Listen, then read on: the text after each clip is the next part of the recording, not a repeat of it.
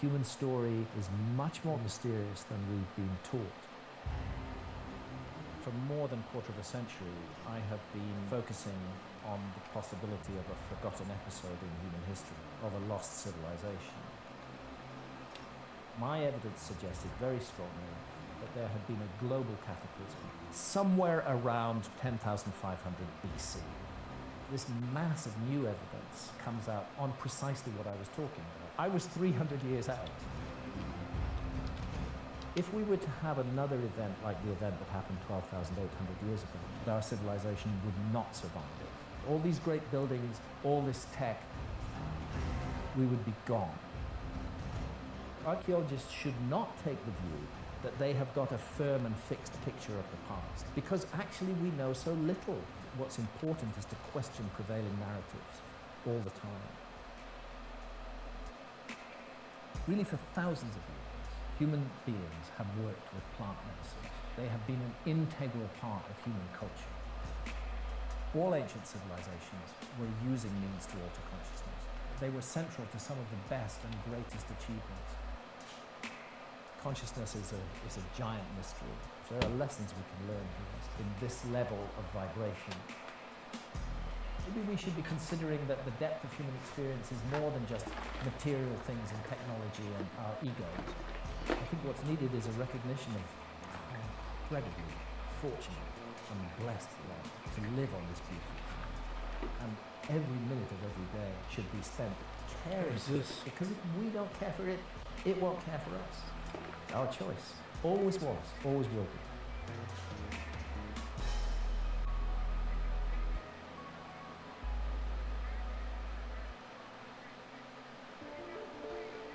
They say that the human race is doomed, that we have lost touch with our true nature, that the media has corrupted us, and that the planet has no future. I disagree. I believe that humanity is full of hope, and that our salvation lies within each one of us. My name is Brian Rose, and my job is to listen, the oldest method of learning known to man. Each week I seek out individuals that are changing the world, people who are living and thinking in a different way. Their stories will challenge your beliefs, make you question your choices, and perhaps inspire you to change. I never planned on doing any of this, but now I can't stop. Real here. Always question it, Bram. Show you how to get on stage. And altered states of consciousness. You're best known for your non-fiction investigations of historical mysteries, including the blockbuster book Fingerprints of the Gods in 1995 and its 2015 sequel Magicians of the Gods. Your new book, America Before, The Key to Earth's Lost Civilization, draws on the latest archaeological and DNA evidence to explore the mysteries of the past and the profound implications of how we lead our lives today. Graham, welcome back to you. Thank you. It's a pleasure to be with you again. It's amazing having you here. I can't wait to talk about some of the things about you. I'm glad you're here. Because I know a couple years ago you had some interesting scares with your health. Yeah, I've had an interesting couple of years health-wise. It's a strange thing in this business of ours, because we start out. It's really sexist. I mean, AOC is a discriminating psychopath, but man, this is really sexist. Gifted with a fully functioning body and able to just get out there and take on any challenge. But as the years go by, the machine begins to wear down a little bit, and then it throws you a curveball. And the curveball that was thrown at me was a series of massive epileptic seizures in 2017. Now I'm the sexist. The first one happened in New Mexico, completely out of the blue, totally unexpected. Samantha wakes up during the night and finds me not in bed, and finds me on the floor in the bathroom with blood pouring out of my mouth. Whisked off to hospital, totally unconscious. Whisked off to hospital, sort of brought back to functioning and discharged after 24 hours. But that was a minor one. The really bad one happened in Bath in England, where I live, in August 2017. How much later? So that was, the first one was in May 2017, and the second one was in August 2017. The one in August 2017 started with a headache and just lying on the sofa with Santa, and then suddenly I'm gone, and the rest of it is no memory for me. I'm only told about what happened. They have to call. I'm writhing and seizing so violently that they actually have to have 2 ambulance crews to bring me downstairs and out into the ambulance. Apparently I'm roaring in the ambulance. I don't remember anything about this, and the ambulance is shaking from side to side. They take me to hospital. They cannot stop the seizures. I'm in a state of just continuous seizure. And then the doctor takes Santa aside, my wife Santa, and says to her, "It's bad news. We think we're going to lose your husband. And if he lives, he's probably going to be severely brain injured." As a last resort, they put me in a 48-hour induced coma. They just shut me down completely. And amazingly, I came out of it still functioning after those. I didn't know what had happened. I woke up after those 48 hours, and I saw several of my kids standing around the bed. One of them is my son, who's flown from Los Angeles, you know. Another is my daughter, who's flown from New York. What are they doing? So what's happened to me? I had no idea. It was a very mysterious, very, very strange thing. But I think it was sent to teach me some lessons. Okay. And what lessons are those? Well, the lesson is not to take anything too seriously, actually. That's the problem. You know, you have to be driven and committed to do this kind of research and to make big books. And that's all very well, but it also takes a price from the body. So I'm just trying to be a little bit more laid back in everything that I do and enjoy it. Right. I mean, look at the size of this book, and when you look at your other books, Yeah. I mean, you're an intense guy, and we just talked about, you know, your writing regimen, which, as we talked about once before, when you go in, Yeah. you know, after you've done all of your preparation and research, when you go to write, it's 16-hour days, 7 days a week for up to 6 months. As long as the book takes. It's possible to spend 3 or 4 years actually writing a book, and I've done that in the past. Like Underworld, that I published in 2002. I allowed the writing to sprawl over a long period. What I found, and it really works for me, is get all the travel and research, the really detailed research, get all that done, get it thoroughly done and thoroughly in my head, and then sit down and do nothing else but write for as long as it takes. And typically, for a book of this length, the actual writing period can be 6 months, but you're looking at 2 to 2.5 to 3 years of research in front of you before the book actually gets writing. But the writing, I like to keep it tight. I like to live with the book. I like to be deeply immersed in the story, not distracted from it in any way. So I just drop emails, I don't take telephone calls, I don't correspond with people. I'm totally there, serving the book and living the story. And that works best for me, and I think it works best for the story I have to tell. Did the writing of this come after your strokes? It did, and this was an alarming prospect for me. And by the way, not strokes, but seizures. Seizures. Okay. Yeah, it's a different matter. I was concerned that I might have lost some memory. I actually did lose some memory in those massive seizures, particularly the ones that I had in August and England. And I was concerned that this would affect my writing. But interestingly enough, it didn't.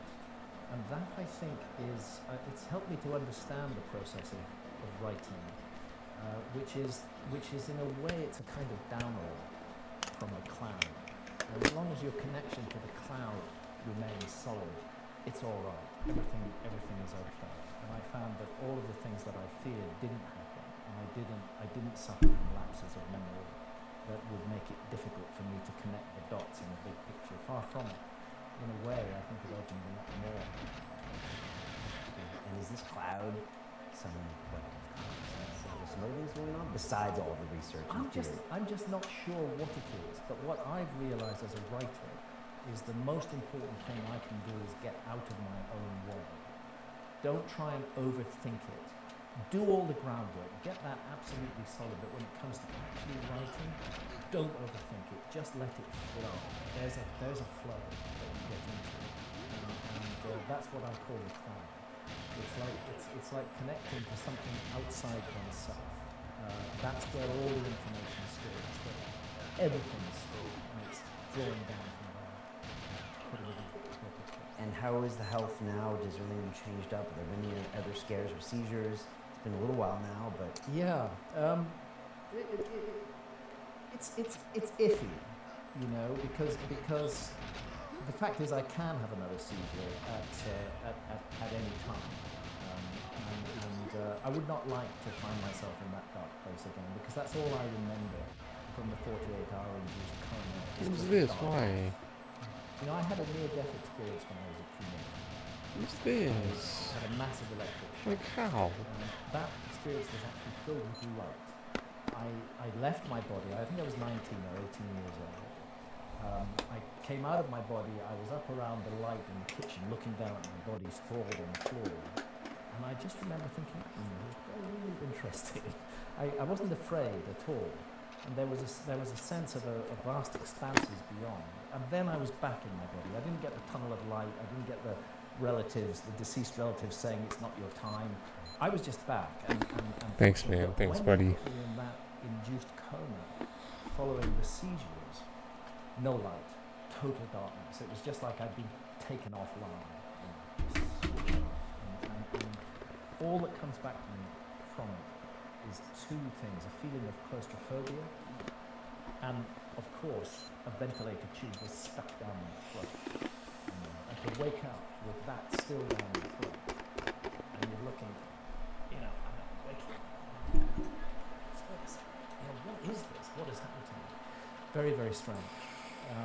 So it can happen at any time, but I'm taking quite a number of precautions to try and make sure it doesn't, and I refuse to let it get in the way of my life. I've got stuff to do. I've got books to write. I've got journeys to make, and I've got a family to love. So it's all good, and you know, I just have to embrace it. do you think that early near-death experience might have taken you on this path of your life somehow, or to think differently somehow? I've had a lot of cause to think about that in the last couple of years, and yes, the answer is it did. It definitely did, because right there, at a very early stage in my life, I got very clear evidence that we are not our bodies. The body is part of us. It's the vehicle that we manipulate and move around this physical universe in, but we are not our bodies, and we cannot be reduced to our bodies. Consciousness is a giant mystery, and I believe it manifests in physical form for certain specific reasons. There are lessons we can learn here in this level of vibration in physical form, where there are direct physical consequences for what you do. Important lessons to learn, but I don't think that's the whole story at all. I think it's just part of a much bigger, much longer journey. You know, before we jump into this book, and I really want to find out why you wanted to write this and why now as well. And it's a trilogy, right? It's the third one in the series? Well, I don't see it that way. Okay.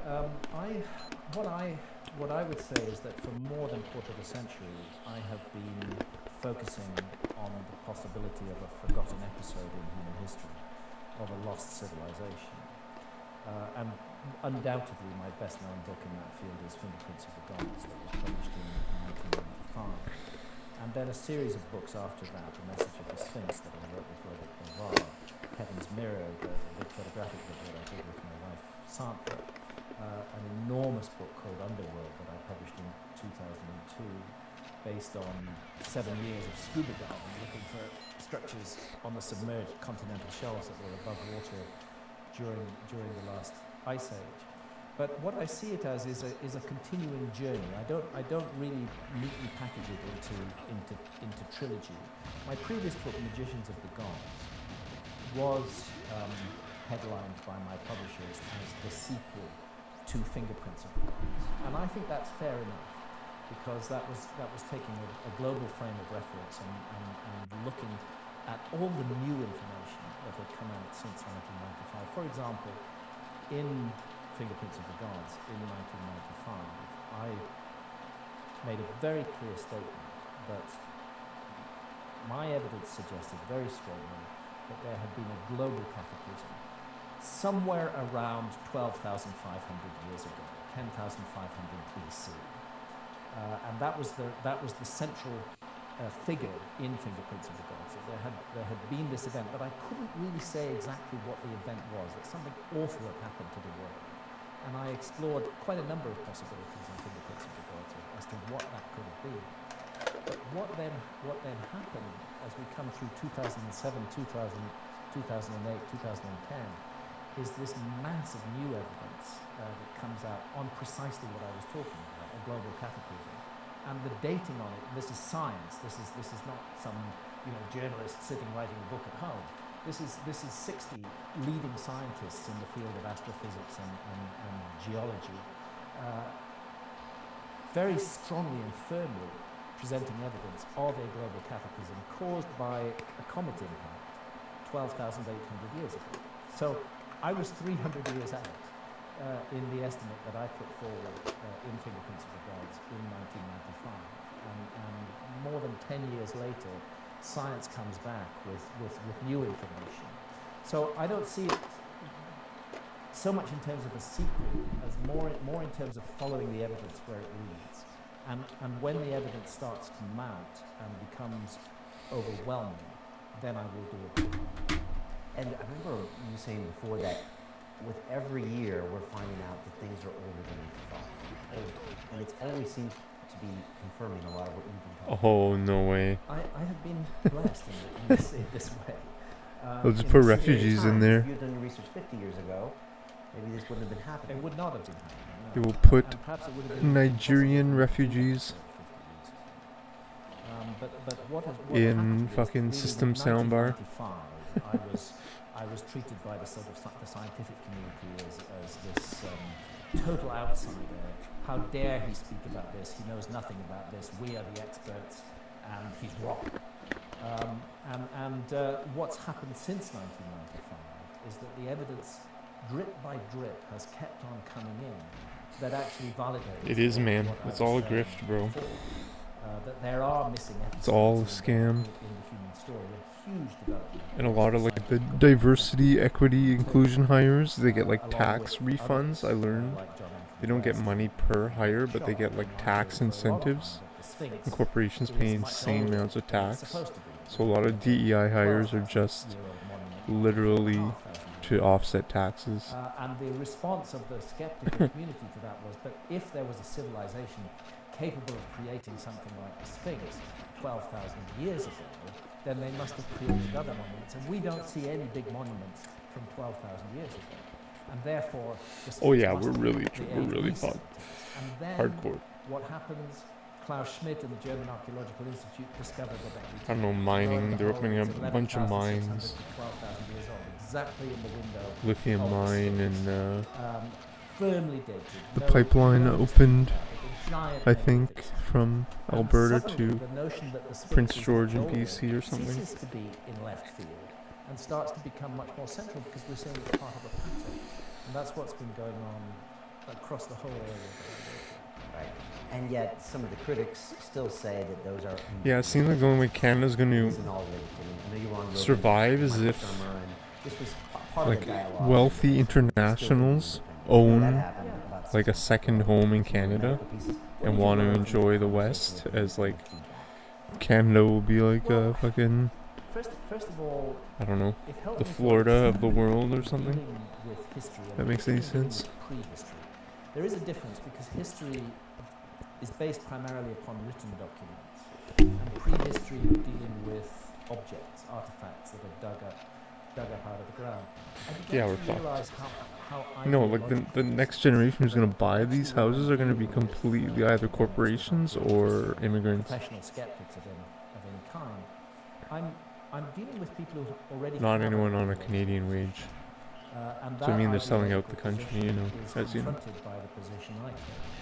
So in an ideological war, what you try to do is to destroy your opponent in any way, fair or foul. Yeah, Vancouver was in 2019 was totally gentrified. There was no businesses. It was just all the business was shut down. It was just fucking apartments when it in comes Toronto. to large-scale animal extinctions, which happened at the end of the Ice Age, what they call the megafauna, the mammoths, Yeah. the mastodons, the saber-toothed tigers, How do you get in though? all of these creatures. That's the question, man. until How do you get 12,000 your foot in that years door? ago. And then they were gone. Overnight. Very, very radical change. Now, the mainstream, for some reason in this ideology, doesn't like cataclysms. It doesn't like cataclysmic events. It doesn't want to think that there have been... That's such a crazy cataclysms have comment. played a role in the human story. So You're so seeking right, for a though. way to explain the disappearance of the Like, you're megafauna, right. the natural option for mainstream archaeologists is to say, oh, that was human predation that did it. That was human hunting that did it. And suddenly we're required to picture a group of hunter-gatherers who are so incredibly efficient and so ruthless that they wipe out the entire megafauna of, for example, North America in a matter of months. I don't know any hunter-gatherer community that behaves that way. They respect their prey. They live with them. They codepend upon them. They don't wipe them out. What does wipe them out is a giant comet impact, which melts the ice sheets and causes huge flooding over North America. So there's a tendency in the study of prehistory to want to keep the past kind of nice and calm, and just the way it is now. There's even a word for it. It's called uniformitarianism. And it's a doctrine that things should have unfolded in the past, much in the way that we see them unfolding now. So if we don't have any giant cataclysms happening in the earth now, then there wouldn't have been any cataclysms in the past. And yeah, we know about the dinosaurs and they were made extinct by an asteroid, but that was 65 million years ago. Surely within the human story there's been no such thing. As a result, scholars who attempt to investigate the possibility of a past cataclysm often find themselves in the crosshairs of very vicious attacks from their colleagues, as though somehow they're upsetting the apple cart in some way, and as though we shouldn't think about these things. I don't think that it's deliberate, planned censorship. I think it's the mindset of the individuals who we have entrusted with interpreting history for us. And that is a mindset that is troubled by capitalism. It doesn't want them to, whether consciously or subconsciously, and looks for other reasons to explain why things are the way they are. Yeah, it's important you say that because it's not, in your mind, that conspiracy. It's I just don't think so. a natural tendency for them to shy away from these things. Because also, keeping things in the status quo keeps everything the way it should be. It's them in their same jobs, their institutions alive. Absolutely. And so they just naturally become uncomfortable and resist when they hear these materials. Very much so. And this is a classic example that I go into in this new book of archaeology going radically, drastically wrong. And it's partly connected to that so-called overkill theory, where the megafauna were supposedly wiped out by this ruthless hunter-gatherer population. And it's an archaeological theory called Clovis First. Yeah, man. And it dominated American archaeology for 50 years. I might turn on Graham Hancock. Let me see how loud he is. There's a culture that archaeologists call the Clovis culture. We don't know what they call themselves. It's pretty loud. They're called the Clovis culture because what's called the type site, the classic site where we're at, is near the town of Clovis, New Mexico. That's what I'm thinking too, bro. Okay, I'm turning on Graham. Near Clovis, New Mexico. Sorry, if you want to hear Graham, you can read what he says. So they're called the Clovis culture. And this Yeah, Clovis man. culture, there's no evidence of it in North America before 13,600 years ago. I know what you mean, dude. That's what I mean. Like, I'm at a point in my life. Yo, you want to hear the fucking? You want to hear like the truth? Like like I've been fucking hiding the truth. I'm at like a crossroads in my life. You know what I mean? Where like I can choose to not do anything and continue communism in my life forever and me not advance at all. Like I'm on welfare right now. I'm on social services. My employment insurance was rejected.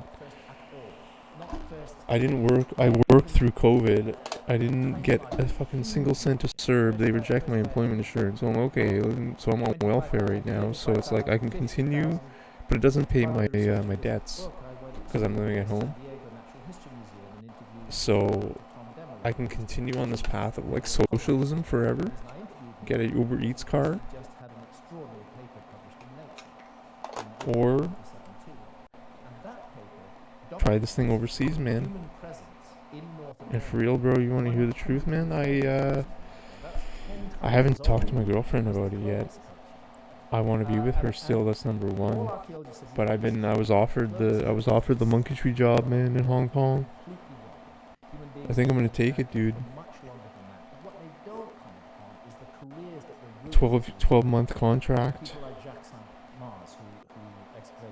in Hong Kong. Fucking go, thanks, bro. Yeah, they pay. Hong Kong is low tax. Like, not everyone gets taxed, but they pay like 7% tax or something. Rent's insanely high there. I'm probably gonna be sharing an apartment with like 2 or 3 other teachers. It's the only way to survive. Rent of a 1-bedroom or studio is like 2,600 Canadian dollars. So they offer like 1,300 for a shared apartment. The pay is $4,000 a month minus rent. So I'd be working with like 2,500 Canadian dollars a month minus 7% tax, possibly. And I got a lot of debt in Canada, man. That's what I'm thinking, like, what do I do with my life? If I'm really serious about balancing this debt, this is the only job that I have. You know what I mean? It's gonna be a lot of work though, a lot of children, teaching English to children. But I think it'd be like good for me. Oh man, you're good at math. I haven't even done the math, dude. 20,000 per, what is that, per year? 20, yeah, assume 2,500 times 12. Yeah. And taxes. Yeah, the thing is the rent, man. Dude, I have a lot of friends that live in Hong Kong that from like 20 years ago. Man, if they have like a fucking apartment or something, that would be like insane. That would be the best. That would be insane. Science should never get locked in a narrow channel. Yeah, buddy. Thanks, man. Thanks for listening too, dude. But, you know, like I'm starting to get rejections now. I had a lot of interviews with like Costa Rica, Honduras, and I'm starting to get rejections. Which is like, okay, this Monkey Tree thing, right? Like I don't have a teacher degree, right? That's what I mean. It's so international. Everyone's like, okay, share your teaching certificate. Like for Ontario, would be what? Whatever it is, Ontario, whatever. I don't have that.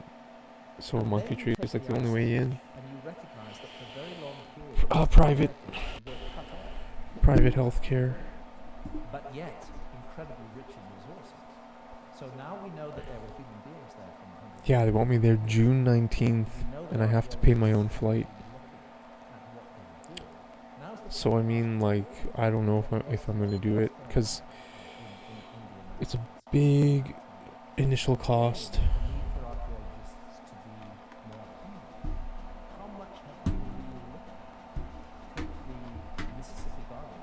Healthcare, yeah. I don't know. Hopefully not too worried about that. Hopefully, but yeah, it's private. I'm pretty sure.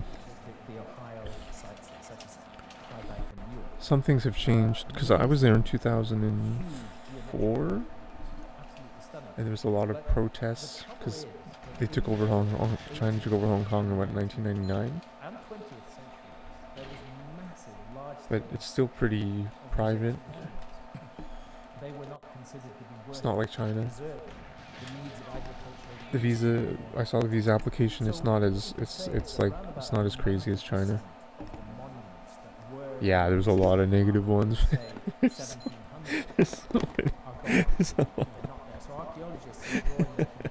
There's a lot of like horror stories and negative ones, but it comes down. But basically, what it is it comes down to.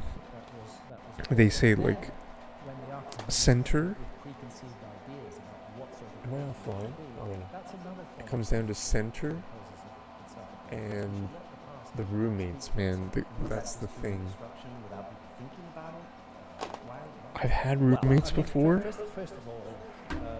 I mean, I don't want to say that people with a university degree are better people or cleaner people, but I think I haven't like had roommates that were professionals and that are there to work. And Hong Kong is really big.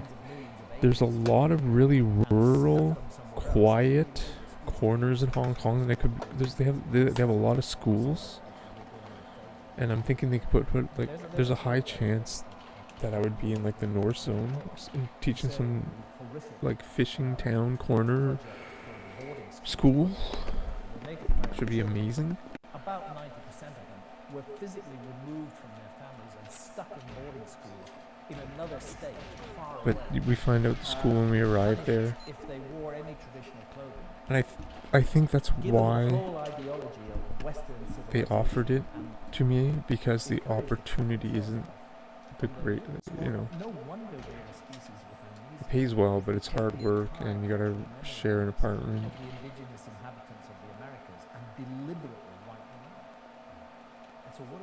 Or that'd be ideal, is if my girlfriend came with me to Hong Kong and also taught, and then we rented an apartment together. That would be like the best. Well, there's a whole range. It'd be insane. The first and most important issue to understand. But I don't think that's gonna happen. I don't think she wants to do that. She just got a job at the government in Ottawa. A really good job. That's too bad. I haven't even talked with her yet about it. But I mean, like, I'm not. The evidence is really. This is the first job offer I've had in like a lot of years. There was that one call center one that was really shit. That paid what, like half of what this one pays? Like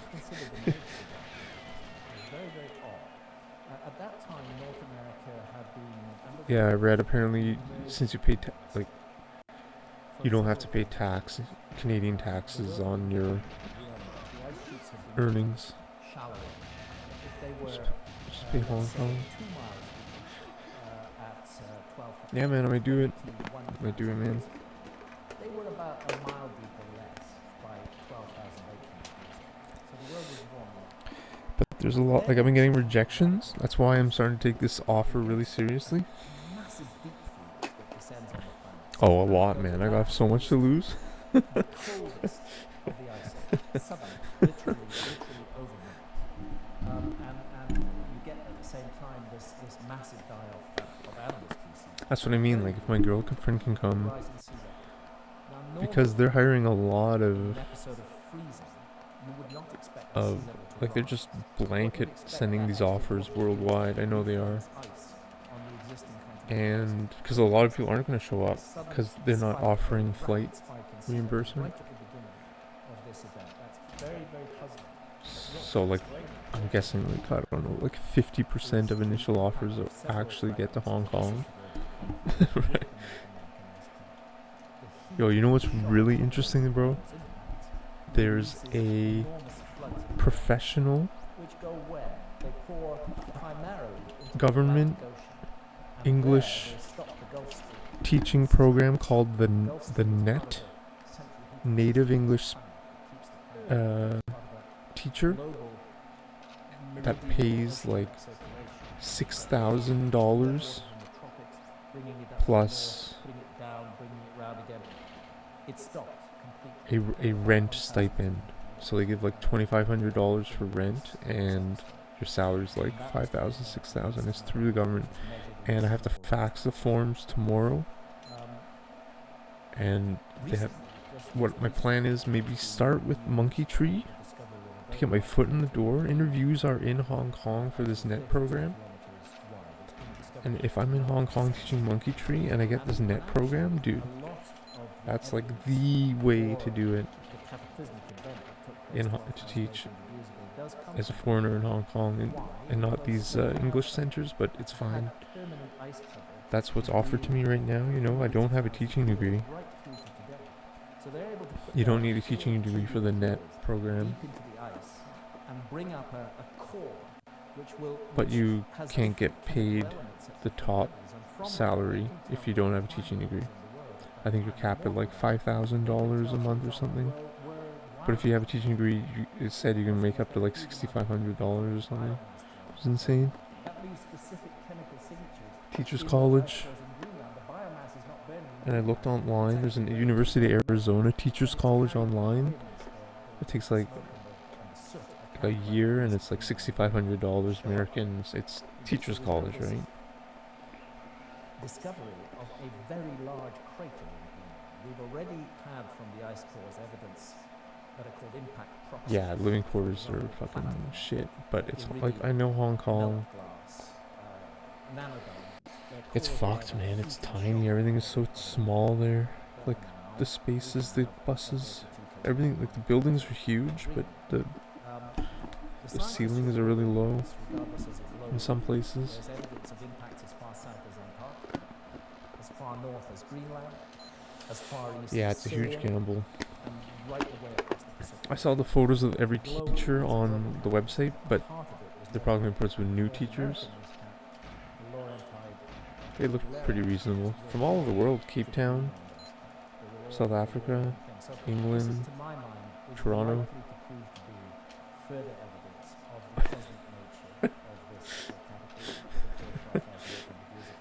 Dude, there's a lot of signs, like, dude. So, okay, let me tell you this. So I have a disability, right? Like I'm deaf in my left ear, right? And after my head injury. Yeah, I know, man.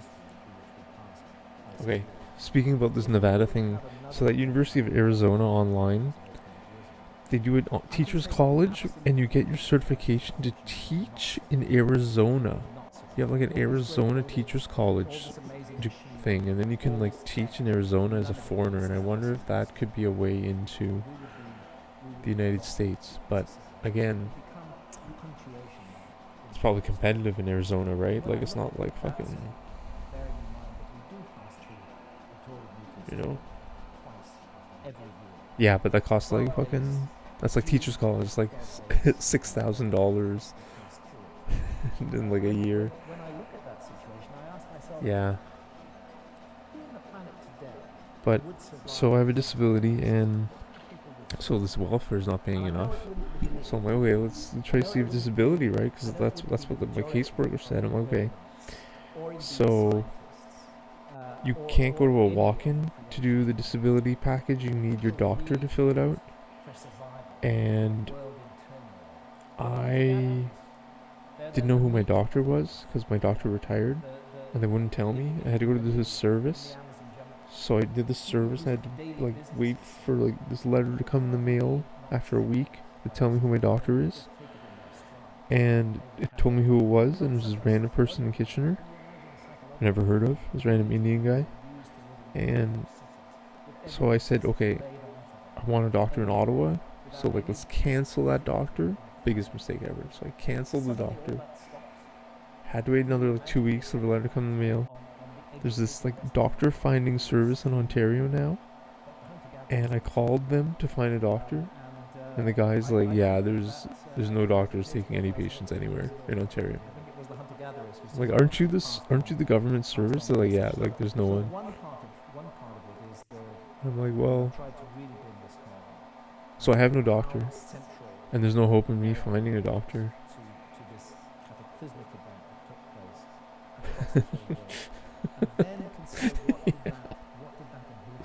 Yeah, and I mean, like, I don't really want a dog. Like, that's the thing. Like, that's like it's like the spiritual signs, man. It's like I don't want to be disabled. I don't want to be on welfare. I don't want to be this communist bum. You know what I mean? I'll tell you directly. It's like, why am I fighting to be a communist bum? Why don't I just fight to like live my life I want to live? You know what I mean? Like, this is the crossroads I'm faced with. It's crazy. Like, it doesn't make any sense. Yeah, that's really well put, man. Having a doctor finding service instead of hiring more doctors in this community than ever. Yeah, man. I mean, dude, that's what I'm thinking with that net service. Because once I'm like in Hong Kong, I could start applying for many things, and like, if my living situation is shit, I could maybe find something else. Maybe. Thing is, you need a down payment. You need like 2-3 months worth of down. You need like $5,000-$7,500, and I had that in Miami, but I don't have it now. I don't have it now.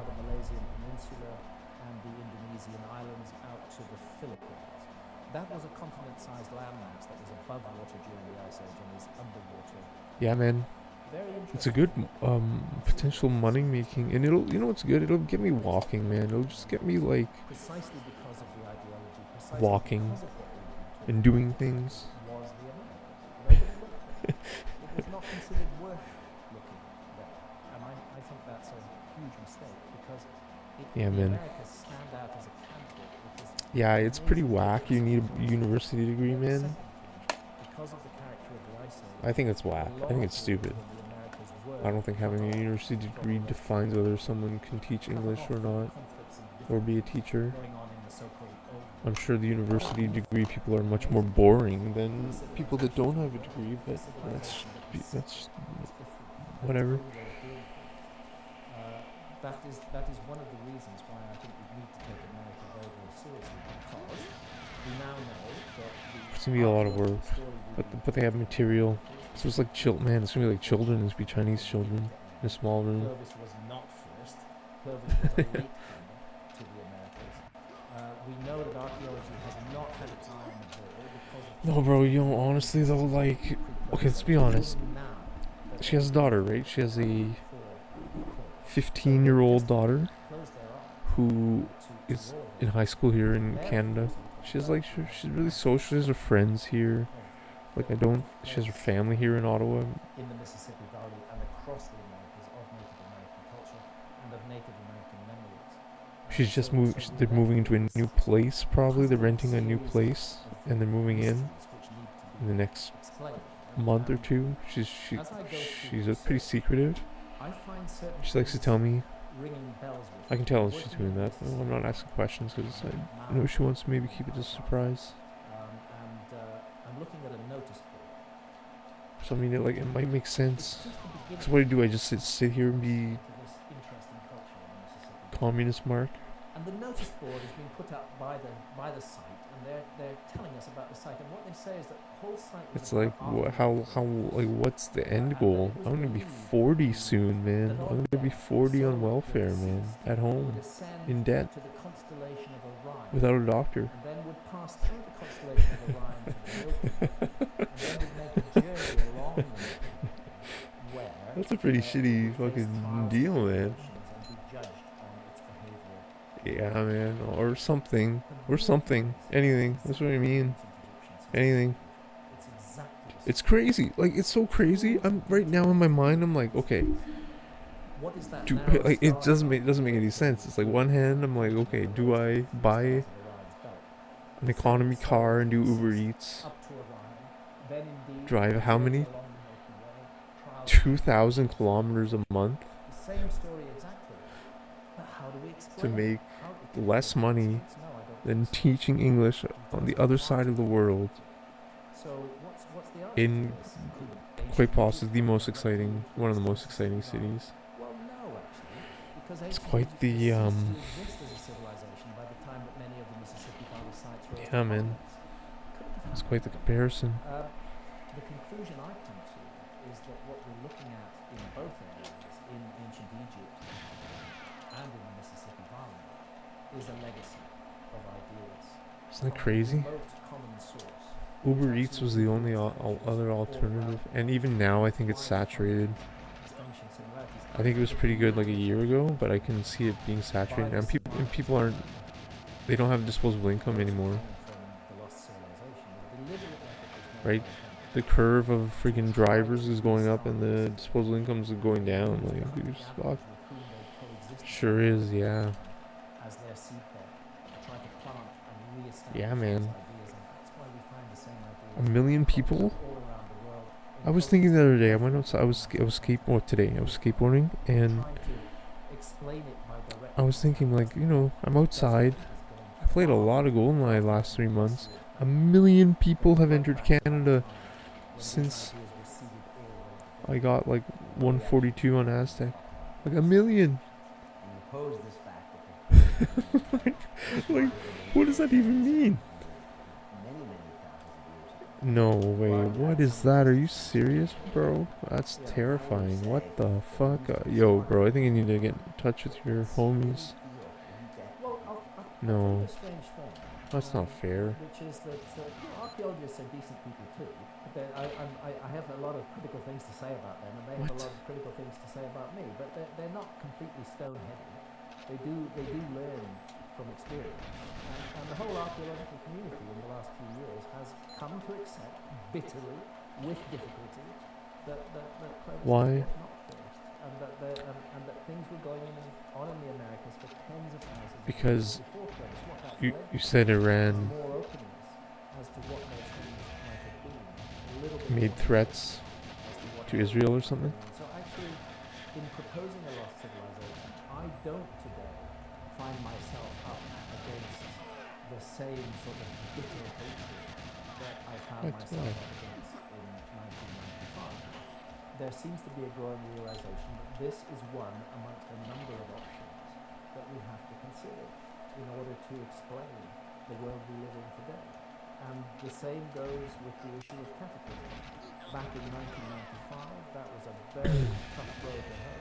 It was very, very hard to get that idea across to the mainstream. Today, To launch what? mainstream scientists focused on this issue, it's much easier. Like a fucking weapon? There's much more openness to considering ideas. Are these verified? I'm not saying that the battle is won. Are these verified sources? But there has been movement in Could it be direction. fake news? When I travel around researching this book, going to archaeological sites, meeting young archaeologists, I find I'm not doubting you. I'm just saying sounds like a very fake news type of claim to make. I guess you could verify that instantly with Google in the year 2024 though. Because of the evidence. The evidence speaks for itself. Flight tracker radars. Another area that I investigate at great length in this book is the Amazon rainforest. Really fascinating. Crazy. Sadly, tragically, because of the clearances of the Amazon, we have become aware of something in the last decade that we were not aware of before. The Amazon is full of geometry. No. Giant earthworks. That's so sad, man. I'm against all violence. I'm against all death. I want peace and unity everywhere. It's really one of the remarkable discoveries of the last decade is that there was a civilization in the Amazon that was capable of creating monuments on a giant scale. Previously, they were regarded as just simple hunter gatherers who couldn't do anything of that sort. Goodness knows what is going to come out of the jungle. Yeah, man. LiDAR to the front. I don't know though. In the case of Guatemala, That's a big move. Guatemala is a tiny country. I think it's less than 150,000 square kilometers. Right? Or do I find a doctor, get on disability, and just be able to cover my debts? Within walking distance. Maybe. In the last year, I found 60,000 structures that archaeologists didn't know existed. They found them because of LiDAR. I just feel like I need to live. I need to live my life. We have in the Amazon 5.5 million square kilometers of rainforest that have never been investigated by archaeology at all. The whole Amazon basin is about 7.5 million square kilometers. 5.5 million is covered by dense rainforest. And it's only because of these horrific... I don't think it would pay off my debts. I got quite a lot of debt, but I mean, yeah, like, yeah, maybe do like a consumer proposal or something, right? I spoke with a debt specialist.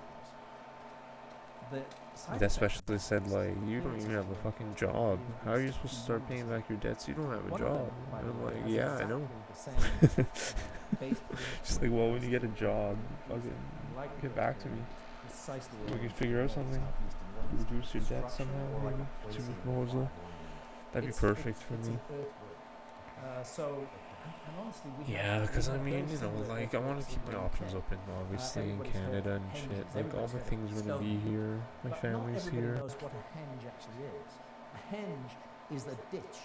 It's a big ditch which is dug, usually circular, and then the earth from that ditch is raised up into an embankment, and the embankment is outside the ditch.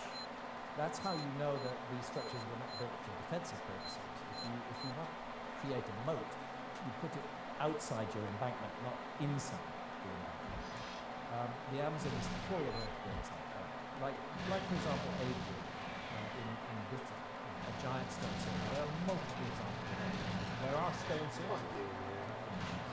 All of this is real.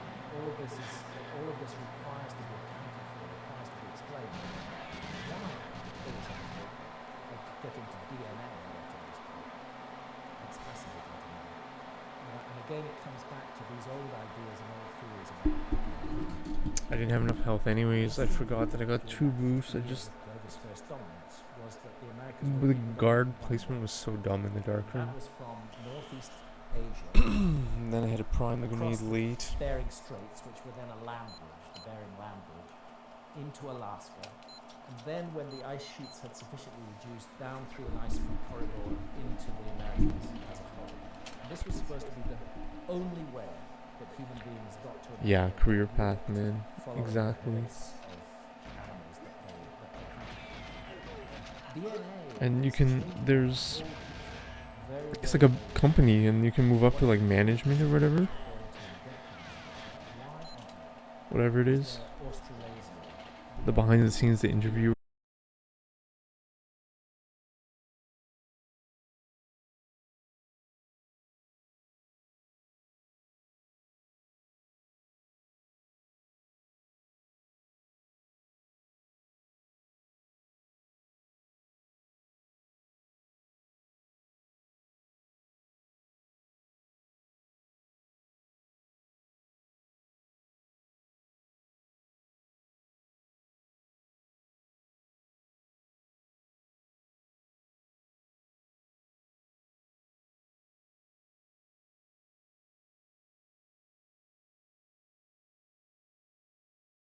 And he said, well, to be honest, nobody can explain this at the moment. It's a great mystery. And I said, well, what do you think it's possible that a group of people were able to cross the Pacific Ocean more than 12,000 years ago and bring settlers to the Amazon? And he said, well, according to the genetic data, that is the most parsimonious explanation. When a scientist says parsimonious, this is a rule in science, that the easiest and simplest explanation is usually the right one. The more complicated and difficult you make it. So the simplest, most straightforward explanation for Australasia. Come on, man. Come on, Z's. A group of settlers. Z's, how you got those emotes, Z's? But, he said, that's not practical, because we know that people weren't able to sail the oceans at that time. And that's the point where I asked, well, hang on, how do we know that? We don't know that. That's what archaeologists say.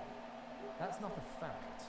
That's an opinion about the past. Let's not confuse opinions with facts. And maybe this strong Australasian DNA signal in the Amazon jungle should be taken as evidence for precisely that people were crossing the ocean thousands and thousands of years before we got what we capable of doing. Yo, Toad, thanks, bro. Thank you for telling me that. His work with the suggesting... Oh my god, dude.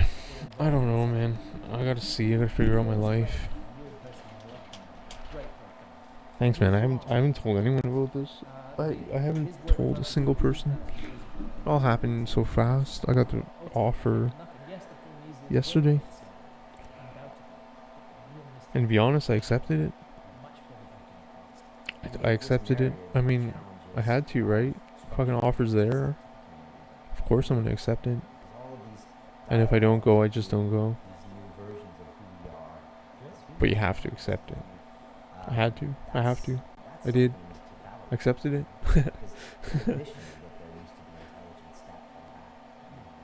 Yes. It's true. I tried, man. I tried. I got that license, the life insurance. Oh my god, it's like it's like I'm trying to delete that from my mind, dude. That was why I came back. I came back obviously with my girlfriend, and family. But dude, I was like delusional. I was completely delusional. Our civilization sees itself as the apex and the pinnacle of the human story. In a sense, the whole. I learned a hell of a lot, though. Holy crap, I learned so much. I learned so much. Incredible achievements. I mean, our scientific achievements are incredible. They're kind of magic in many ways. Yeah, man. That's why I came back for the license, right? Because that was the whole point. I went to Florida to get the Florida license, and I couldn't get it because I'm a freaking Canadian. If it became clear to everyone that actually there had been. So I came back to Ontario, and I got the license. And it was knocked down. Wow, what a ride. I took the exam in Florida, Was able to pass down memories and traditions and teaching. which I didn't think I was going to pass, and I passed. Then the realization would come, we could just as easily To do it, open the license in Ontario. function with this majestic And that folded, that went down. earth that the universe has gifted us with. Wow, turn the page, eh? Spending a little less money on weapons of mass destruction so that we can kill a little more money on looking after this planet. And one of the ways we need to look after it is to pay attention to large chunks of rock that are orbiting on orbits that cross the orbit of the Earth. When I talk about the crossing of the Tauride meteor stream twice a year, this is a real danger. Oh man, that's what, dude, I think it's like, that's what I mean. So when I came back, I've been applying to jobs. I don't know if you've been applying too. You must have been. You've been pretty quiet. You've been good with your investments, big green. But man, I've been applying to jobs for in Siberia. It was a relatively small 2 out of the Tauride meteor stream years. that entered the Earth's atmosphere. It was calculated to be between 60 meters and 190 I haven't gotten a single job. It actually 2 years. exploded in the atmosphere. It never hit the ground. It I had exploded in one the atmosphere over, call center. fortunately, a completely $19 per hour job downtown Ottawa did was it flattened 80 million trees with across 2 camera surveillance. You can't use your phone. You can't use a computer. You have to just sit there. And the astronomers who are working on this problem have pointed out Other than that, no jobs, man. that if And the reason why I say that is because they've added 1 more million unemployed people to Canada in like the last 3 months. it's, it's, it's so insane. People are crazy here. Not one person has come up to me and said, you know what, Mark, you're right about the People's Party of Canada and what you were saying about immigration, man. Not one. The fact of the matter is, we can do something. And I'm still unemployed. Like, it's insane. It's so crazy. We can move asteroids. And everything's fake, man. It's all fake. Jobs are fake.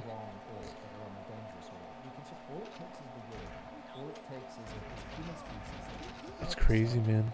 We'll set aside our wars because there's a much bigger danger that affects all of us. My professors, my main contacts of life that like I wrote my science with, they all friggin' discriminate due to like the injection status, and they support their full out commies, saying that people need to get kicked off campus, like people fucking like ruining lives of students entering university, kicking them out. Like, insane psychopaths. Like, and these are my contacts. These are my professional contacts. These are my professional contacts. Like, it's fucked. Sorry, bro, let me read your thing. They swore to us there was a labor shortage. Oh, and that's false. It's all false. It's all lies. It's all lies. And then I read recently that the stats they use to show that employment has gone up in number of jobs, they include like part-time jobs. And I mean, it's just like, it's just so insane. And it's all government. It's all government jobs. It's all from the printing of the money from the government. And like the money supply is like shot through the roof, and it's just so insane.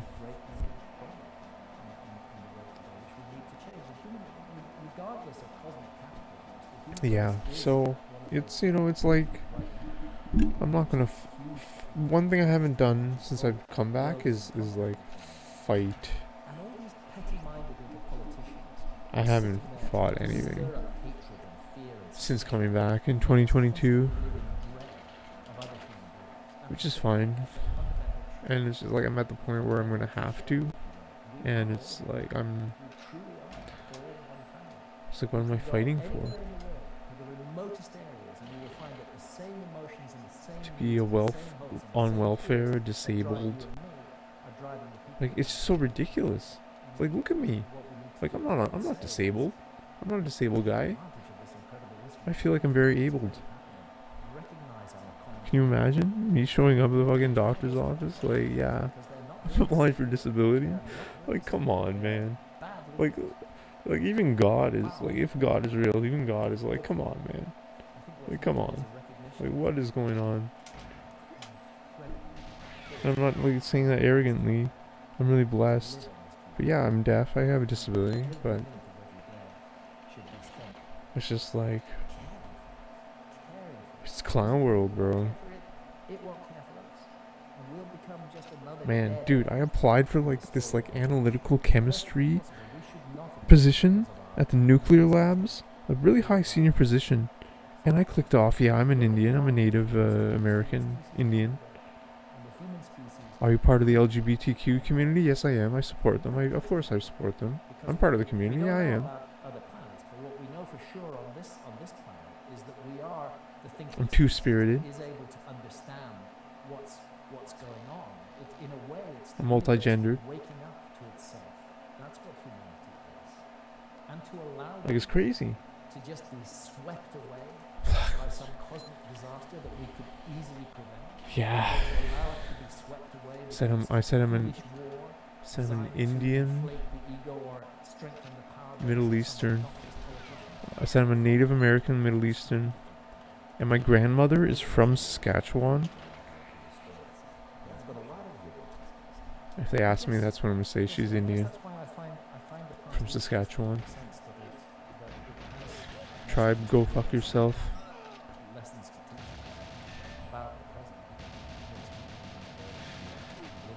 But like, dude, how else am I gonna do it? Like, and I'm looking, I'm like, what? This is a permutation of like Native American, Middle Eastern,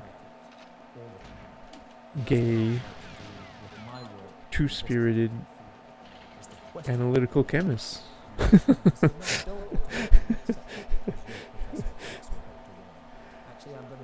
Black lesbian, just like Piers Morgan. I missed that bit. Yeah, he probably has some good bits.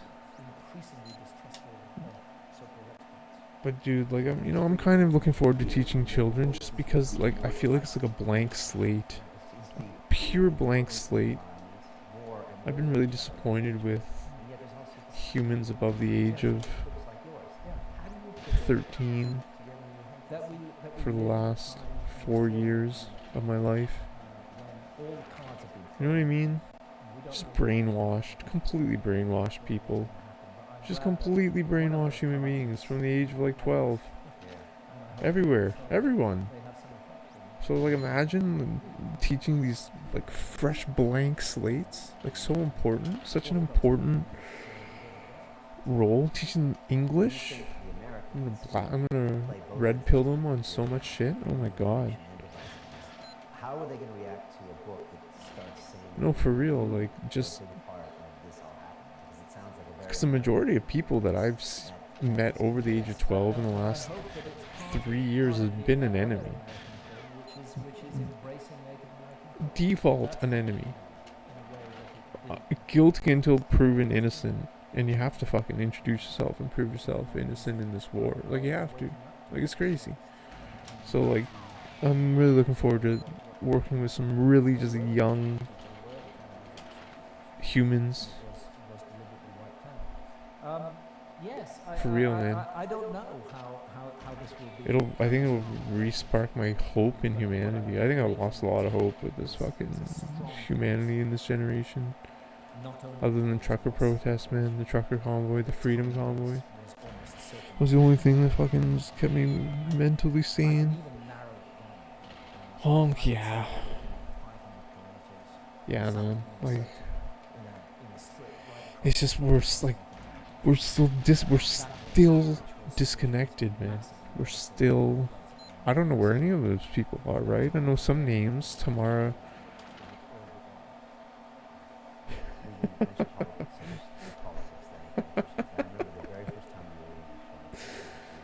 Oh, Goose honking away. Most bass, man. I think at least it doesn't. It doesn't. Yeah. And I remember that was such a powerful thing you said, and I asked. I mean, it's true, man. It's interesting how all of this kind of comes full circle. So we're talking about things that happened 12,000 years ago. It's crazy. Yet it has ramifications of what we do today.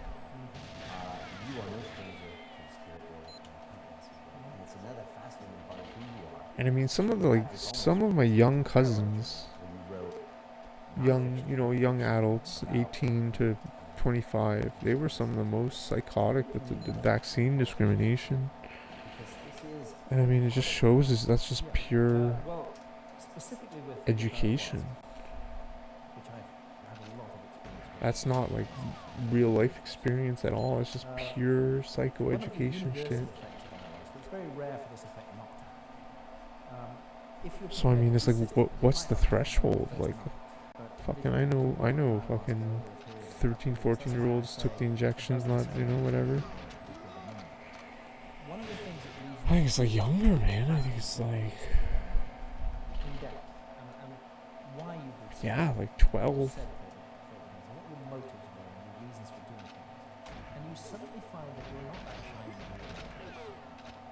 You know what I mean?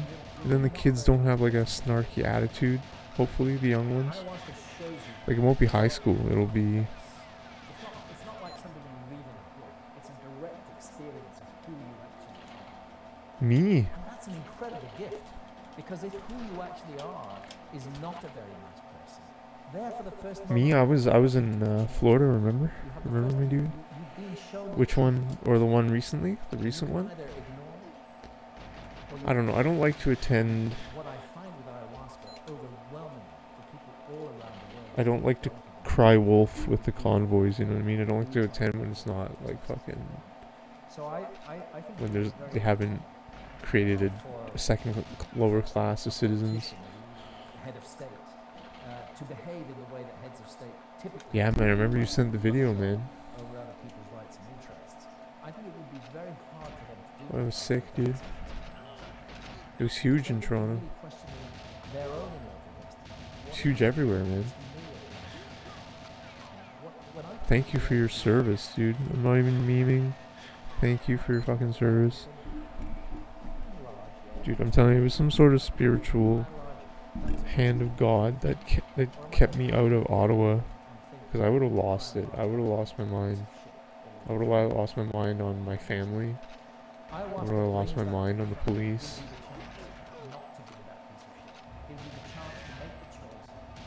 Like, I would have not been in good physical health. I would probably have lost my mind on my employer.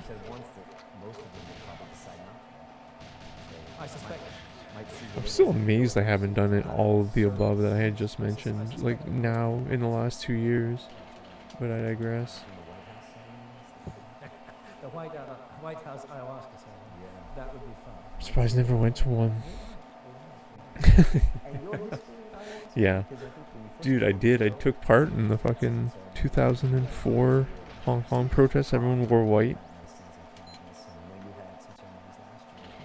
I went and had 3 ceremonies in Costa Rica last year. The second one, the single most profound experience. But I think it's just assimilated, man. It's like the Borg. Resistance is futile from China. Yeah, well, my history with ayahuasca goes back to, as with so much in my life, to a book I wrote. And that book was Supernatural, which was published in 2005, which was looking specifically at the role of altered states of consciousness in the human story. It's another one of those stories. Yeah, it's a huge gamble. Because our society has been so. That's what I mean. If I can really just try to maybe find an apartment myself, that'd be amazing. That'd be the best. 'Cause there's some fucking holes in the wall in fucking Hong Kong.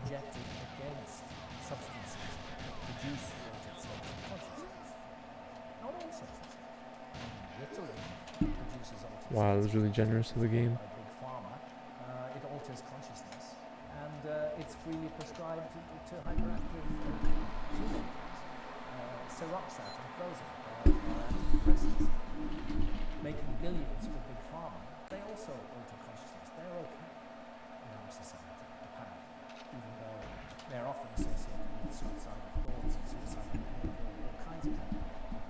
Yeah, I don't know what I would have done. Something kept me out of Ottawa, man.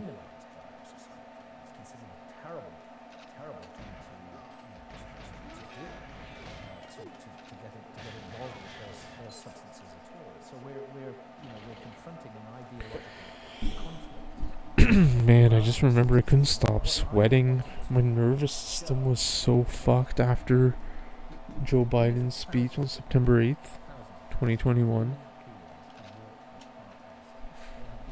Fucking piece of shit said he's losing his patience with fucking a randomly created second-class citizen. I couldn't fucking sleep. I couldn't stop sweating. The first night after I started drinking in Miami, dude, I stopped sweating. Like, it was insane. My nervous system fucking, I remember so clearly. I was able to sleep. I stopped sweating. I sweat for like 2 months. It was insane. It was so crazy. What I've realized as I've gone further and further into this is that all ancient civilizations were using means to alter consciousness, and that they were central to some of the best. Yeah, I couldn't stop sweating. There's no doubt that the ancient Egyptians Then when I entered Freedom Land, relief from the second shrine where you see a row of free initiates, and they are connected to a star in the sky by rays that are coming right down into their forehead. thanks bro, thanks for listening in the chat. This is a visionary realm. This is a visionary experience. And oddly Have you enough, contacted your family in Iran, my friend? North America have the same thing as star visions, that they would I think you said they live pretty west, pretty rural. communicate with them. And of course, everybody in modern industrial society just laughs in their sleep. Outside of Tehran. Maybe we should be considering that the depth of human experience Jesus Christ, man. and You're so right, man. Like, you're so fucking right. that's why I got into it. I did not feel that I could write authentically about the partners if I had not had the plant medicine experience myself. When I then had the plant medicine experience, I realized that this wasn't just a research project. This was work on myself. And that's why I've continued to work on it. It's not something I work on. As you know, it's hard work. It's physically hard work. It's emotionally hard work. It's psychically hard work. There's all the vomiting and the diarrhea, sometimes more, sometimes less. You know, it's not something that you rush towards in absolute delight. It's like, this is a lesson I really need to learn, and I'm prepared to put up with a certain amount of discomfort. Oh man. And even a certain amount of fear, because ayahuasca trips can be very scary too, sometimes. Yeah, I did the fire for a couple of years until last year. And it was amazing to talk about it on the show and still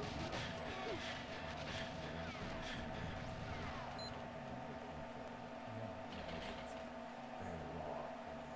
And you get it compartmentalizing emotions because when you're out and you're of course, it hits them deep. And That's what we want for our people. We want to hit deep so that they can make wiser, more loving and more nurturing decisions.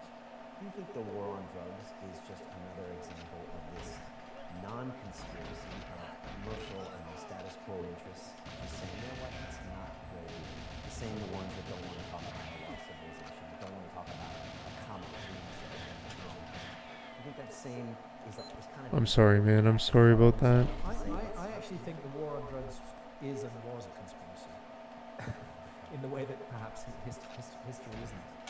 A deliberate conspiracy to justify the creation of a police state. That's one of the things that the war on drugs has done.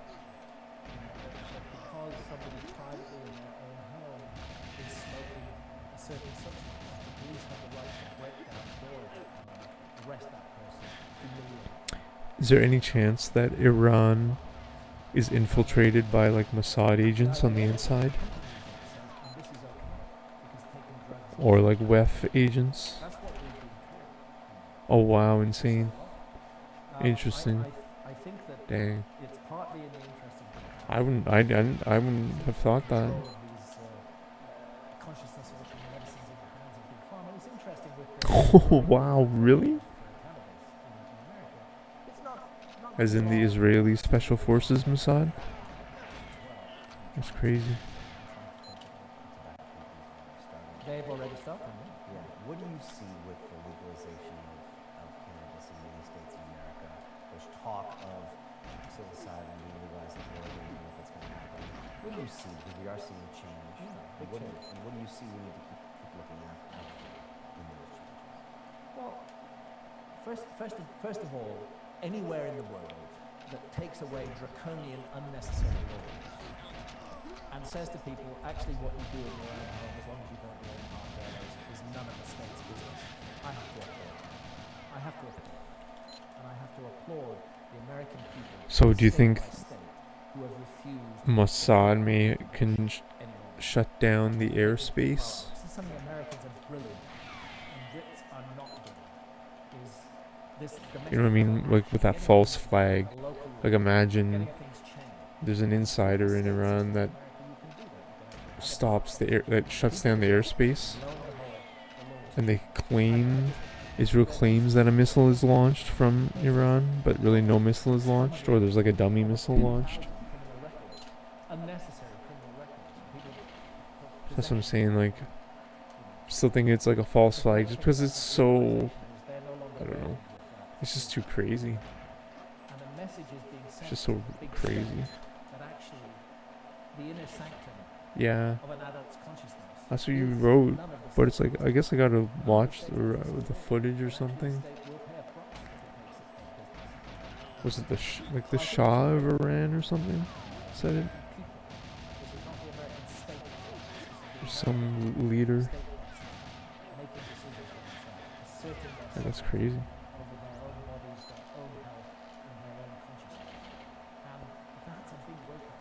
Man, remember when Trump dropped that, like, mother of all bombs in the middle of the desert?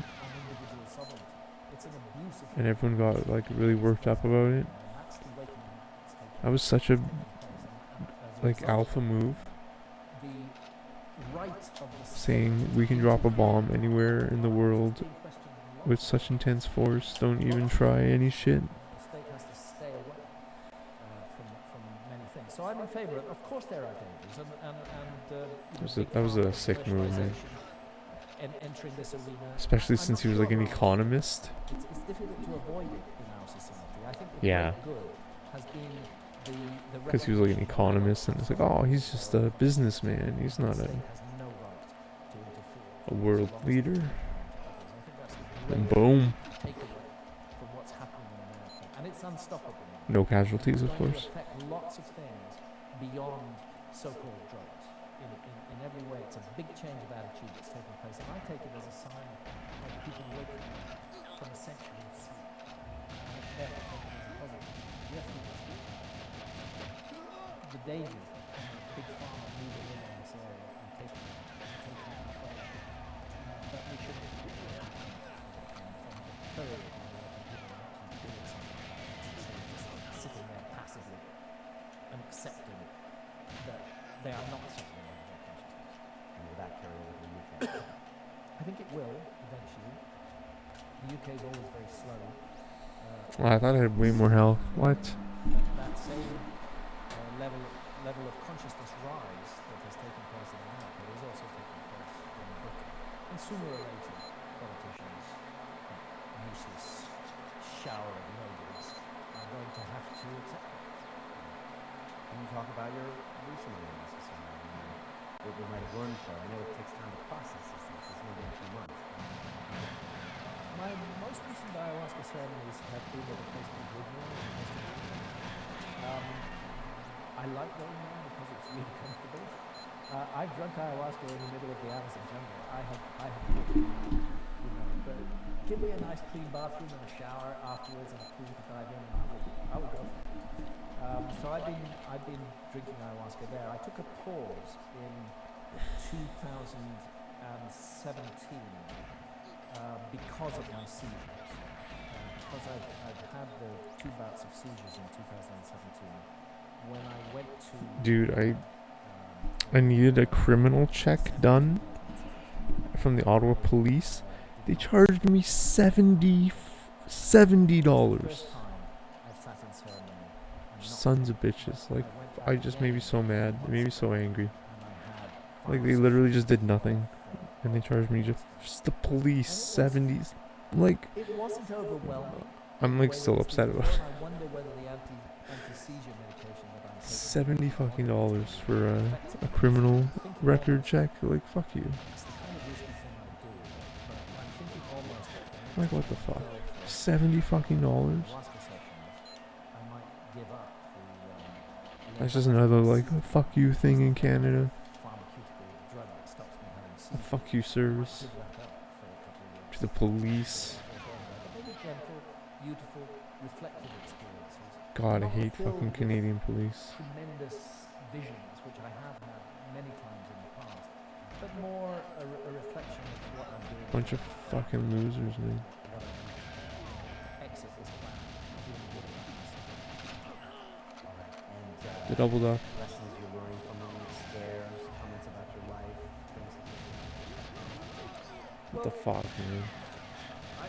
I just know that the main thing I do need to do is to stop living on the edge all the time and just chill out. I'm very driven individual. I have been all my life. I used to be a journalist. I was driven as a journalist, and as it became clear to me that books are my realm where I express myself best, I guess I've been fairly driven too. A lot of people ask me, how do you write books? And the answer is one word at a time. You've got to sit down there and do it. It requires focus. It requires determination. You can't do it with wishful thinking. You've got to. This is a recruiter in China, Chloe. About the project, but then Still don't know if this is a scam or not. She got me an interview with a Chinese school in Beijing, but they rejected me because I'm not like, I don't have any teaching experience. in front of And she just texted me because she's in Chinese time. She's in Xi'an, the old capital of China. She just sent me a message. Hi Mark, I received your email. We do have other schools requests for teachers. Oh yeah, in the works. Exciting. This is exciting. No, because she's a recruiter. She finds the schools. So the school rejected me, but she's still trying to find a school for me. You know what I mean? What are things on your agenda for the next 10 years, 15 years, things that you want to make sure you do before you go Spotify one. Yeah, it was like an English school, and they said that I would probably be best as like a science teacher, which is true. And she said like they pay like really well, the science, like high school science teachers. They pay like the best. I can do that.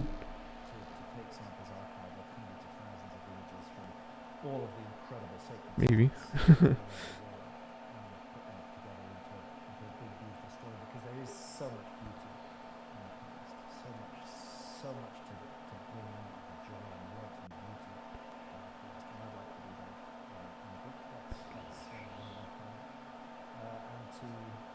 More present for my grown-up kids, to be a better husband. All of those things are on the agenda. And you know what? Have a bit of fun. I'm not saying I don't enjoy the research, because I do. I feel very blessed to have had the opportunities I've had in life. I've been very lucky in a number of ways. I'm grateful to the universe for that work. I tried to pay back by producing books that hopefully will make people think. There's an awful lot of bullshit in this field.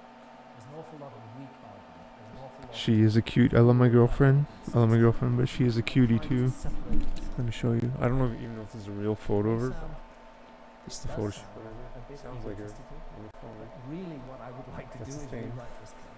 I would like to see the narrative that has been stuffed down our throats for the last 100 years changed radically, and I'm trying to do so in the most can't see anything.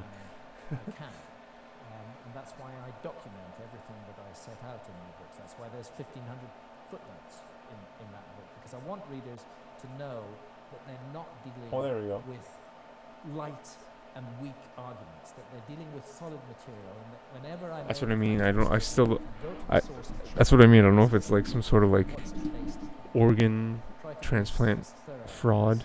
You know what I mean? I show up in China and they fucking take my organs.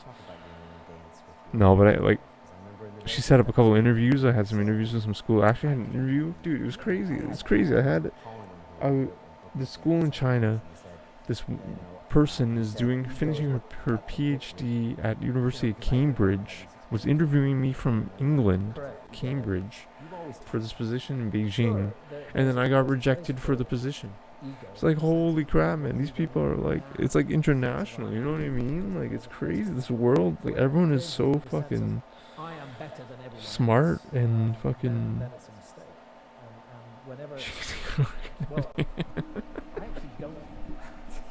But if such a thought were ever to occur, I'm a better writer than X or Y, I try to knock that thought. You should go to Xi'an. I should give her your contact. That's what I'm saying, man. If you want to do it, like... Again, I don't know, some places... They have different education levels, right? Like, I just applied everywhere. I'm not getting the teacher's college stuff, but... America before has ruined my health. I highly recommend it. In a moderate way, pretty much a routine. Chat's been cleared. That's a thing? And I what the fuck? How do you do that? When I started writing this book, but into the third month of writing this book, the writing was so intense that how do you do that? Clear the chat. To the massive research that has gone into making this book, there just wasn't space in there for doing that. One thing I've done very, very recently, which is a new development for me, is I'm trying to give up coffee. I was very addicted to coffee. I love coffee. I had my morning ritual of 2 cups of espresso with foam milk. But I wonder whether it's also part of this being wired up and just being too stressed out. Whether oh man, I'm gonna play this just for a little bit more, I think. Which are related to the epileptic incident as well. So with great reluctance, I've stopped drinking coffee for about 10 days now. And chamomile tea is very boring by comparison with coffee. But possibly I might play to like 11 or something.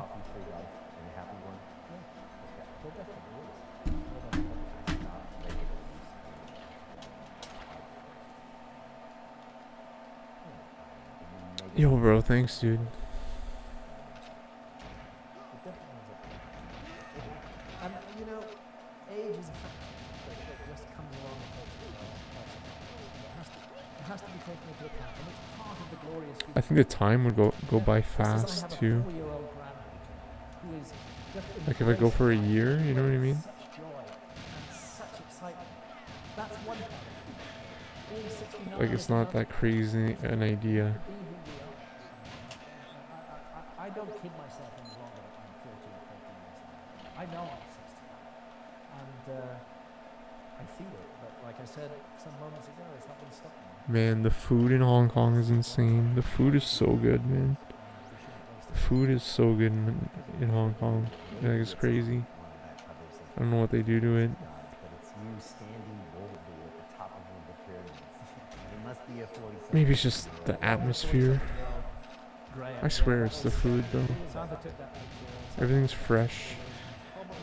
Everything is like made fresh. So I would have been 43 years old. Like all the meats. 5.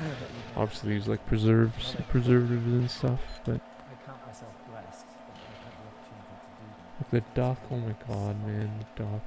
Amazing. It's just so good. Well, I don't think so. You can't. I climbed a pyramid illegally and legally, and it's still possible to climb illegally if you bribe the right people. But there's nothing compared with being up there unhappy, not worrying about the guys with the music, just Fuck you. that place. And I think, unfortunately, that illegal climbing of the pyramid has been withdrawn. They were very difficult before. People die every year climbing the Great Pyramid, so the Egyptian government was facing some embarrassment over this. But, I'm glad I had the chance to do it when I did. And also, as I probably mentioned to you in the previous show, to find my grandfather's graffiti. That was an exciting and special moment. But what I've come to realize, really with this book, is how everything is connected. You can't separate it. We will be going with some friends in a couple of weeks to Avebury Stone Circle, which is quite near where we live in Bath. And you can think of it as a totally different story. But then you start to do the research and realize that it's not. It's part of a worldwide pattern. Something has been going on behind the scenes of history that we have missed. My mission and my project more than anything else is to get these correct. If I were to ask some Gyges, some of your good friends, and ask him, what's Graham's superpower? How is he able to produce these works and do all the things he do and continue to be healthy? What would they say to this?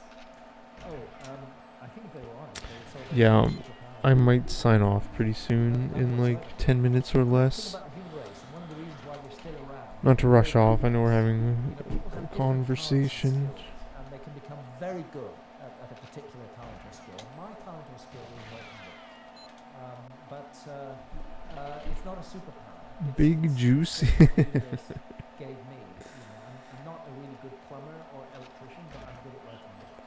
But I really value the work of good plumbers and electricians. And you work with it. You work I hard. work, and that involves absolutely working the work, doing the research. Your hero for sharing that video, I Toad. will not write a message. That's not. I have to see it. And then it involves the dedication and the discipline to sit down and make those words flow out day after day, even when you don't feel like it. And often you don't feel like it. And all you'd like to do is just scroll in front of the television and chill. But if you're going to write a book, you can't do that. You've got to do it the next day. 6 months in a row. What keeps you awake at night?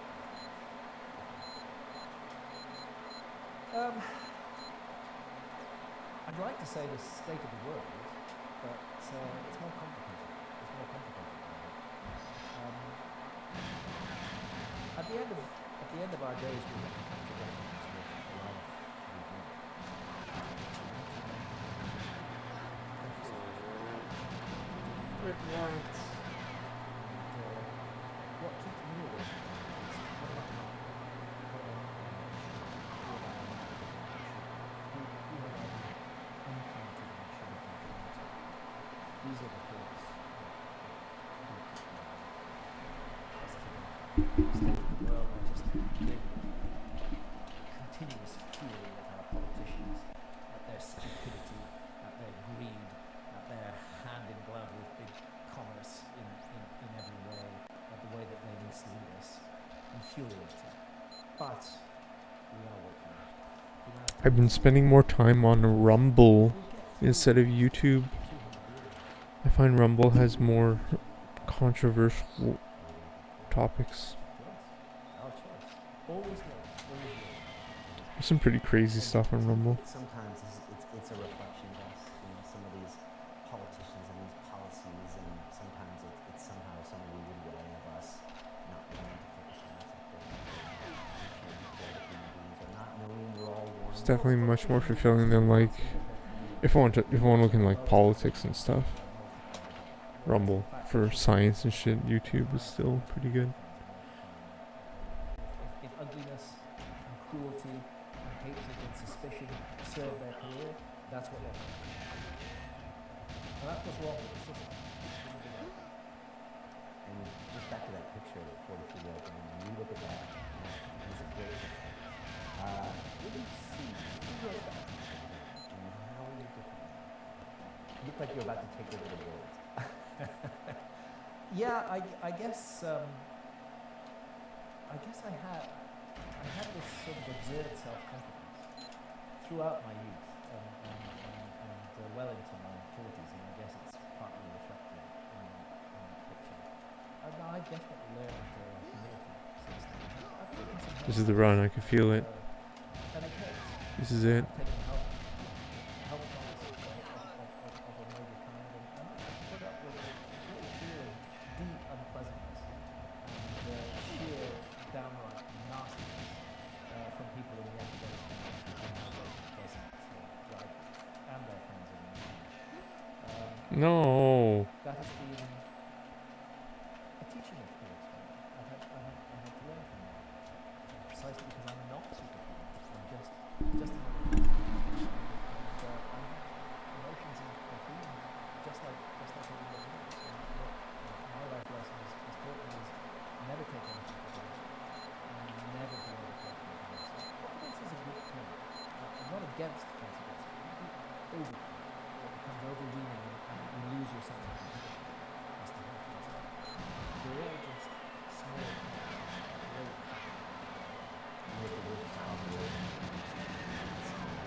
You've got a body of work. You've got people in your more information.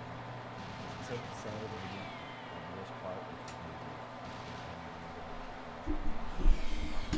Fucking guard, man. worst part is Every fucking time. because the evidence is moving in the other direction, and because those who attack them have to get to grips with that. Alright, I'm gonna do maybe like one more run. This is Maybe. how paradigms shift. They shift when the mass evidence that contradicts the existing paradigm becomes so huge that only a lunatic can cling on to the existing paradigms. Paradigms don't give up their grip on the human imagination easily. Yeah, man, if I go for like a year, it might be a fast year. It might be a fast year contract. I think that's what we're seeing in my field. I think we're seeing a recognition that the human story is much more complicated and much more mysterious than we've been taught. There are vast areas of the Yeah, man, I think I'm done. I'm gonna try one more dark room, but nothing whatsoever. I think I'm gonna sign off in like a minute. And the more we learn, the deeper we Sorry, I know I said half an hour to fucking 10 minutes. incredible wisdom. The presence of sophisticated astronomers and sophisticated way back history should in itself be to meet astronomers. Wow, isn't that amazing? But it takes more than that.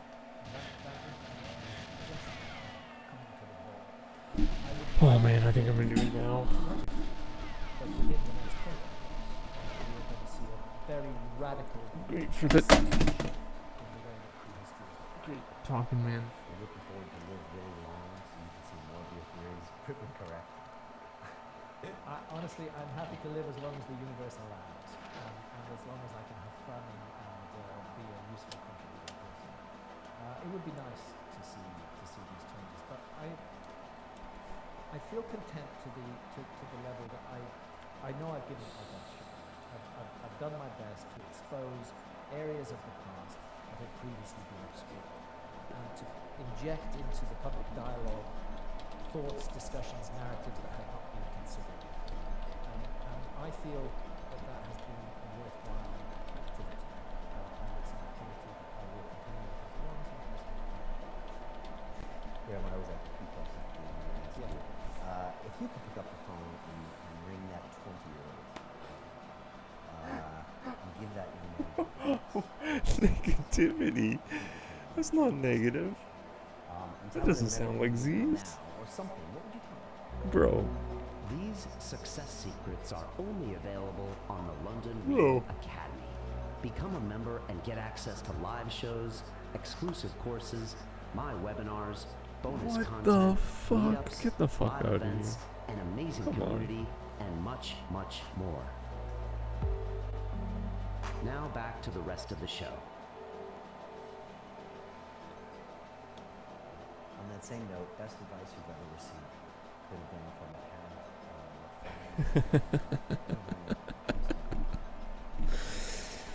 It sounds like a 4chan post. Sounds like a poll post about race mixing with conspiracy theories. Everything else is second. Love is not love. Alright, on that note, Love is seeing the need of another person. we're probably gonna watch this Graham Hancock thing again. Not to like surprise you, I didn't hear a word of it.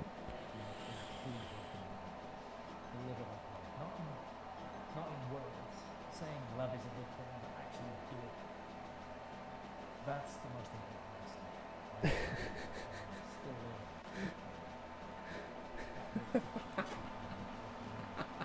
That's a great lesson. I'm still learning it too. Lastly, to that 20-year-old that's out there, it's one that might pick up a copy of this book. Advice to them.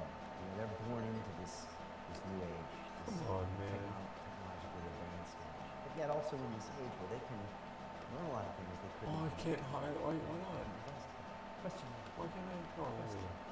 Don't accept anything at face value, and use the amazing resources of information that we have around us to do your research thoroughly. But when you do your research thoroughly, look at the sources that it's coming from and evaluate them. Are they solid? Is this reliable information or is it not? The most important thing I would say to any young person going out into the world is do not do what you're told. Rebel. Because that's what we need young people for. We need them to shake up the world and to move it on. Don't be a passive sheep who simply accepts the narrative that is thrust at us as a society. Question everything, question everyone. And don't do that questioning in a flimsy, light way. Do it in a thorough way. Investigate what you're questioning and come at it from a place of authenticity. And never let fear stop you. The book, America Before, The Key to Earth's Lost Civilization, is going to be out, I'm sure. It's going to be on Amazon. Also, you have an amazing website with all of this information. Yes. How can people find that?